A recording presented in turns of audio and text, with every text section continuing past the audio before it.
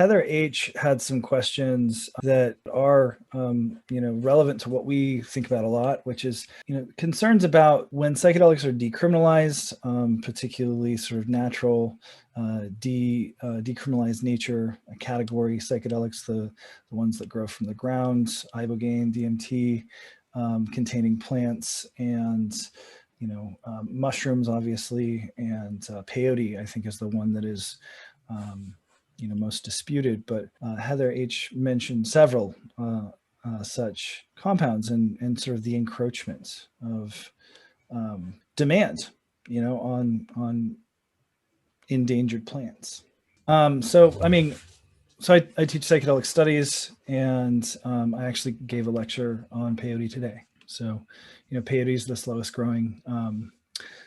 growing cactus, and the only people who have federal license to use and harvest it, to grow it, to partake in it, are members of the Native American Church in the United States. And there's what I'll say first of all is that there's an ongoing conversation about this that's not really settled. There's quite a lot of back and forth about it, but the question of unsustainable extractivist harvest, in particularly slow growing plants like peyote and ibogaine, where global markets have turned their sights. I've heard that in certain regions there is a depletion of wild Banisteriopsis caapi.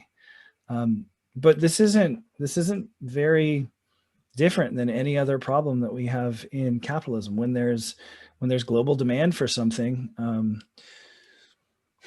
it will be harvested unsustainably. And I think oh, no, go on. No, you finish up and then I'll. Well, basically, I'm a plant biologist, and my response to that is just like people home growing mushrooms. Nobody worries about mushrooms becoming endangered because they're so prolific. Their life cycle is very short. But peyote can be grafted to San Pedro, and its life cycle can be, vastly accelerated in that way. And decriminalization that included cultivation, which I think it should, could certainly mitigate the unsustainable wild harvesting. I think that people should have control over their sort of lands and that kind of thing. But if people are allowed to grow it, that is a potential route. The other thing is that when things are decriminalized rather than outright legalized, it's the outright legalization that creates an international market, which is going to hasten that extractivism. This is one of the reasons why we're kind of like, can we just decriminalize everything until we figure out what the hell is going on here? Yeah, and I think that there's a lot to so about when it comes to peyote. I mean, there's also discussion, and there has been for many years in forum communities, about grafting peyote on Echinopsis, I believe, which you can then grow hydroponically. There's discussion about potency loss. Some people claim there is no potency loss. Other people claim there is. If we're talking about this purely from the sense of propagating the plant, though, potency shouldn't really matter. And you could ostensibly get, sort of grandfather size plants that you could then get into the ground and produce buttons and offspring and the rest from. There's also, I think, the importance of recognizing that we currently live within industrial capitalism, and that there have been quite a few ongoing extractivist endeavors. And so there are these interesting tensions between, I think, commodified approaches versus communal efforts to grow for maintaining genetic lineage and accessibility more generally, right? So if we look at the absolute devastation of iboga in Gabon, and we recognize that people's attempt to treat opiate dependence in the US has contributed majorly to that, right? As people sort of emphasize their right to detox using iboga. But then we look and we see in places in Southeast Asia, I believe, as well as certain, you know, in Australia, there are iboga plants that are growing.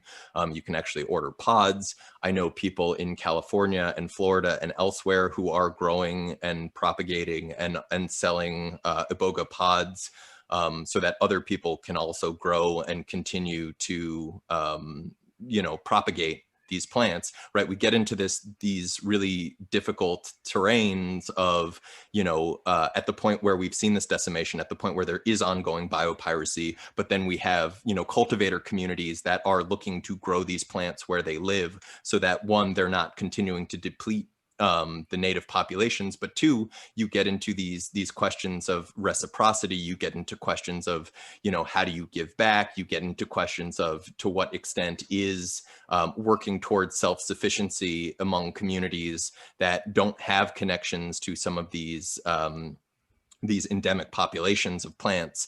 You know, how do they engage with that, both with the cultures that have stewarded some of these plants for long times, as well as the cultural realities of where they live. I mean, there are, I think, myriad questions around that. And when we look too at, say, peyote, right? Like, I know that there are plant propagation forums that have done member buy-ins, right? Where you now have people across the forum that are each chipping in a couple bucks to buy ungodly amounts of peyote seed.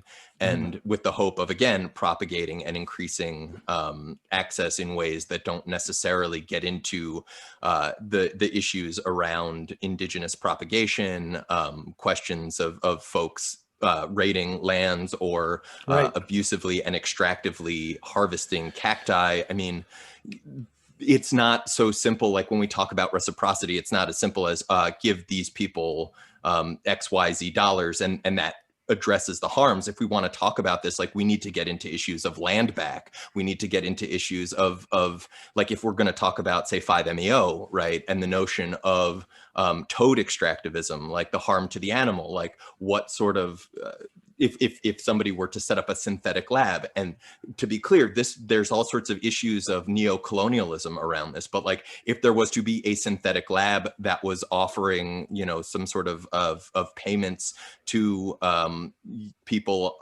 in the Sonoran Desert region, right? Like, and again, like, it's a mess. It's an absolute mess. But part of the reason it's a mess is because we have these much greater issues of industrial capitalism, that if we're going to talk about this within a psychedelic context, we need to get into the politics that undergird this. And it deals with more than just psychedelic cultures. It deals with the broader cultural questions and social relations that we currently and power exist relations. within. Absolutely. Yeah. So, I mean, we can and probably will at some point, given both Dave and I specifically's like interest in some of the you know, the cultivation of these plants and compounds. But yeah, without sort of spending too much time on it, that's sort of a taste. Basically, those issues are unfolding right now. There's a lot of people who are stakeholders in those communities. When I went to the Global Ibogaine conference way back in 2016, some of these same issues of sustainability were being raised, and people were trying to solve the issue with cultivation, but then, you know, questions of, well, what gives you the right, you know, in Canada to cultivate these plants and make a profit off of this? And so something's got to give. You know? Yeah, and real quick, two things, because I wanted to lead with, you brought up the questions of Banisteriopsis copy, and I just want to throw this down on the record so that it's there. Bia Labate and Chris Killam and other people raised objections when the Ethnobotanical Stewardship Council started raising questions about long-term Banisteriopsis copy sustainability. And they said, there's no problem with this. We don't know why you're raising this as an issue. You're just trying to center yourself. And yes, there were all sorts of issues with the ESC. I'm not here saying that was a great organization that should be lauded in this, that, and the other way. It's like, again, when we're talking about these things, there's a whole bunch of complexity. But if we're talking about extractivist processes under capitalism, we could see the demand rising around copy.